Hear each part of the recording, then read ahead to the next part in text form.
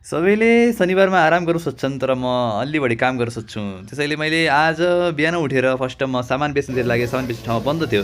फेरि मैले त्यहाँ भेल्यु बाजेको डुप्लिकेटलाई भेटेँ। बोल्या भन्दैन के पनि भन्दिनँ नमस्ते के ए भन्नु नमस्ते भन्नुभएको अनि आफ्नो सामान लगाएर अनि आलुचप खाँदै मैले भाइको कति प्याक छ 8 अरे? प्याक हेर्न दिल लागेँ। कति पे अहिले 8 प्याक थियो अरे। अनि मैले सामान बेचेर खाना खानतिर गएँ। खाना खाएर फेरि मलाई आज सामानको अर्डर लिन जानु थियो। फेरि सामान अर्डर लिनलाई पठाउमा चढेर सामानको एडभान्स लिएर फेरि म अझै लागेँ प्रणेश दाईकोमा। आज प्रणेश दाईलाई भेट्नु मैले सोचेको थिएँ, दाई त हुनुहुन्थेन। फेरि अर्को दाईलाई भेटेँ, दाई एकदमै रमाइलो हुनुहुन्थ्यो। अनि त्यहाँ दुईवटा भाइहरू पनि थिए, भाइहरू पनि एकदमै रमाइला।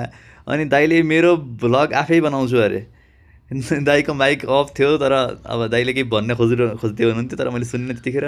अनि दिदीले मलाई फोन गर्नुभयो आज स्यान्डविच बनाउने भनेर। फेरि स्यान्डविचको लागि मैले स्यान्डविचको लागि ब्रेड लगेर स्यान्डविचमा मजाले फिलिङ हालेर मजाले खानतिर लागेँ। अनि मैले आजको भ्लगलाई एन्ड गरेँ। हस् त ल, बाई।